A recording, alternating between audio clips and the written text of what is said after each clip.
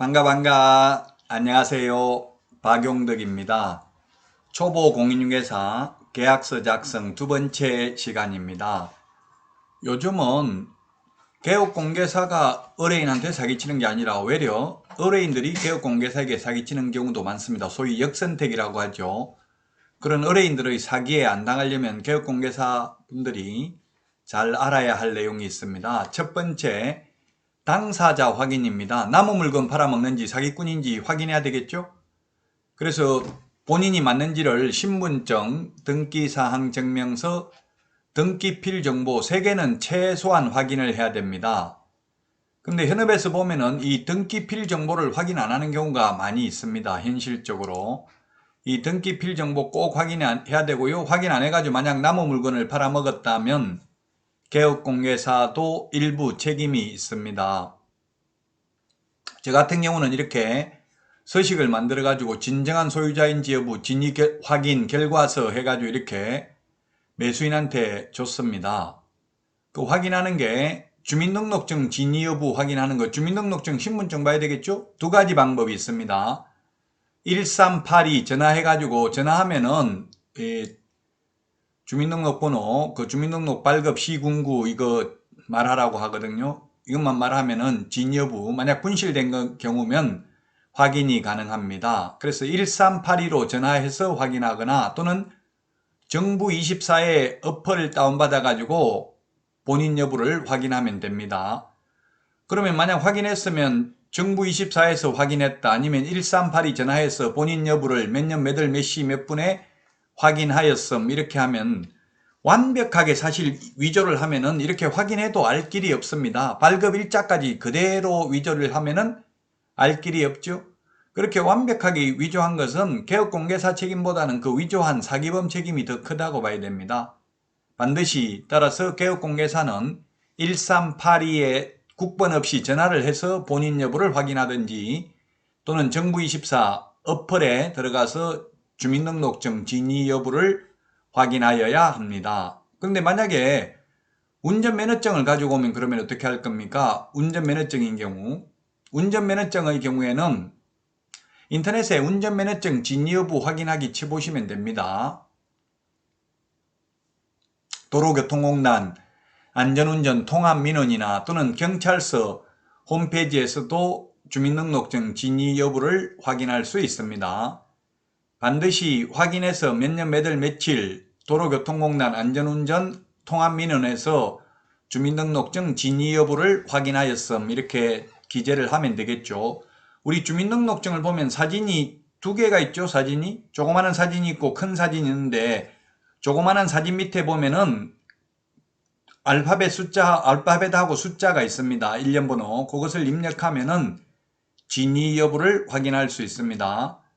지금 많은 개업공개사님들이 확인하고 있습니다만 아직도 일부 개업공개사님들은 이 진위 여부를 확인 안 하는 경우가 있습니다.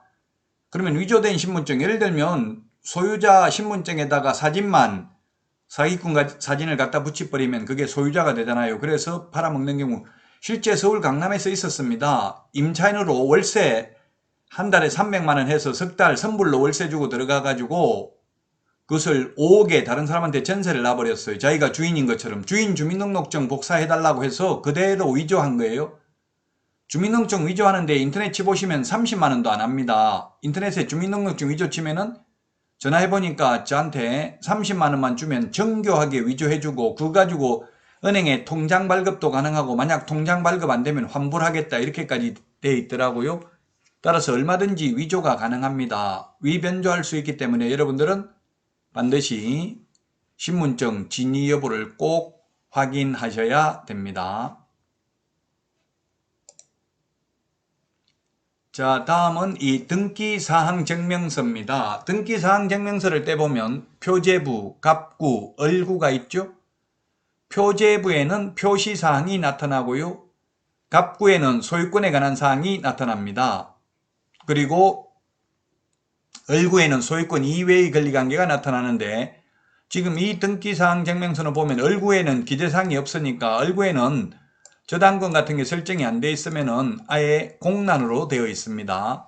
그래서 반드시 등기사항 증명서는 인터넷 등기소 대법원 인터넷 등기소에 들어가서 열람하면 된다고 했죠. 열람하는데 700원 밖에 안 들어갑니다.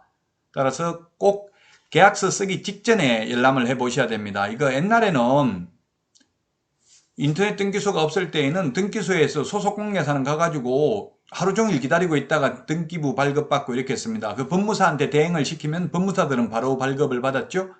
그럼 발급 대행 수수료를 주고 이렇게 해야 되는데 지금은 중개사무소에 앉아서 인터넷 등기소에 들어가서 바로 열람이 가능합니다. 꼭 그래서 계약서 쓰기 직전에 확인해 봐야 됩니다. 의뢰인이 가지고 온 등기사항 증명서라면 믿으면 안 되죠. 위변조했을 수 있으니까 직접 열람을 해 보셔야 되겠습니다.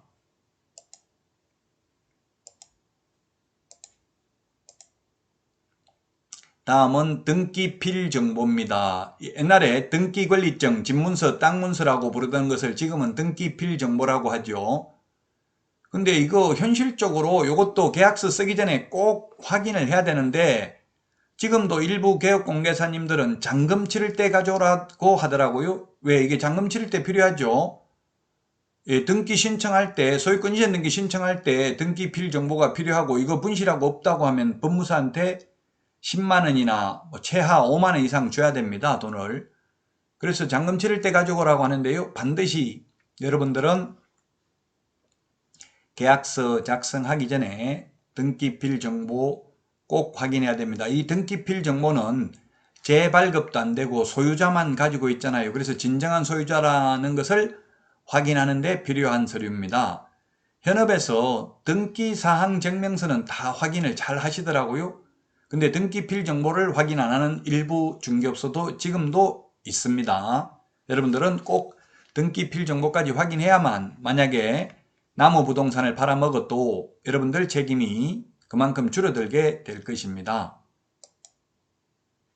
자, 그 다음에는 이게 대리인이 계약하는 게 문제가 되겠는데요. 주로 이게 다가구 주택의 경우에는 주인이 계약할 때마다 원룸 같은 거는 잘 안 나오고요. 중개사무소 그냥 개업공개사한테 위임장하고 인감증명서 떼줘가지고 대리권을 줘가지고 그냥 개업공개사가 임대인을 대리해서 임차인하고 계약을 하는 경우가 많습니다. 근데 종종 보면 일부 악덕 개업공개사 중에는 우리 개업공개사가 11만 명이나 되다 보니까 그 중에는 일부 사기치는 사람도 있습니다. 모든 조직이 다 마찬가지죠. 국민이 5천만 국민이면 그 중에 사기꾼은 한두 명은 당연히 있는 거잖아요. 그 11만 명의 개업공개사 99% 선량한 개업공개사인데 그 중에 일부 나무자격증 빌려서 하고 이런 분들 일부 몰지각한 분들이 그런 분들이 있다고요. 의뢰인한테는 전세로 5천만 원 받아가지고 임대인한테는 월세로 50만 원씩 받았다고 돌려막기 하다가 나중에 그게 계속 누적되다 보면 이제 터지게 되잖아요. 그러면 100억 해먹고 도망갔다 이렇게 하는데 실제로는 100억 해먹었다고 했는데 보면 개업공개사 해먹은 거 하나도 없고 다 돌려막기 하는데 전부 다 들어가고 없는 경우도 많이 있습니다.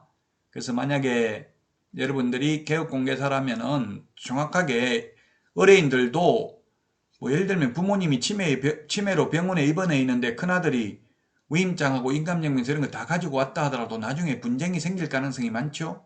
다른 자식들이 문제를 제기할 수도 있습니다. 그래서 서류라도 완벽하게 받아놔야 됩니다. 본인의 자필 서명이 있는 위임장하고 인감증명서를 받아야 되겠죠. 대리권이 있는지 확인하려면. 그리고 돈을 입금할 때는 반드시 대리인 통장으로 입금을 하는 게 아니라 본인 통장으로 입금을 해야 됩니다. 그러면 나중에 수권행위가 없었다라고 말하기는 어렵겠죠? 대리권이 유효하려면 수권행위가 있어야 되잖아요. 수권이라는 것은 줄 숫자죠. 대리권을 주는 게 수권행위입니다. 그 수권행위가 있었다는 거 본인 통장으로 돈이 입금됐는데 나는 대리권 준 적 없다 이렇게 말하기는 어려울 것입니다. 그래서 여러분들은 개업공개사님들은 대리인 통장으로 입금시키지 말고 반드시 본인 통장으로 입금을 시키는 것이 바람직합니다. 그리고 대리인 신분증도 반드시 확인을 하고요. 그리고 통장에 입금할 때는 지금 이게 제 통장인데요. 주거래은행 통장에 입금을 해야 됩니다. 저는 지금 보면 이게 2000년 1월 19일 날 통장을 만들었는데요. 지금 56회차 재발급이 됐네요. 통장을 다 써가지고 다시 재발급한 겁니다. 끝페이지까지 다 써가지고. 이런 거는 위조된 통장이라고 보기 힘들겠죠? 그러나 새 통장은 이게 지금 보시면 2000년 1월 19일 날 발급을 했는데 무려 이게 발급 회차가 나와 있잖아요. 56회차라고. 따라서 여러분들이 통장 번호만 불러주는 거 적지 마시고요. 반드시 통장을 가지고 오라고 하고요. 안 가지고 왔다고 하면 남편이 회사에 가져갔다 하면 회사에 있는 거 팩스로 사진 찍어 가지고 보내라고 해야 됩니다. 첫 페이지. 카카오톡이나 문자 메시지로 보내면 되잖아요. 그러면 거기 보면 첫 페이지에 보면 연결 계좌까지 다 나와 있습니다. 청약저축 들어가는 거 있고 이러면은 그런 통장은 위조된 통장이 아니겠죠? 근데 발급 날짜가 최근에 어제 발급한 통장 이런 거는 대포 통장일 가능성이 많습니다. 위조된 통장일 가능성이 높다. 그래서 본인 주거래은행 통장에 입금을 시킨다면 나중에 분쟁이 생기지 아니할 가능성이 많습니다. 자, 이번 시간 계약서 작성 두 번째 시간 여기까지 하고요. 다음 시간에 찾아뵙겠습니다. 안녕히 계세요. 안녕. 다음 시간에 봬요.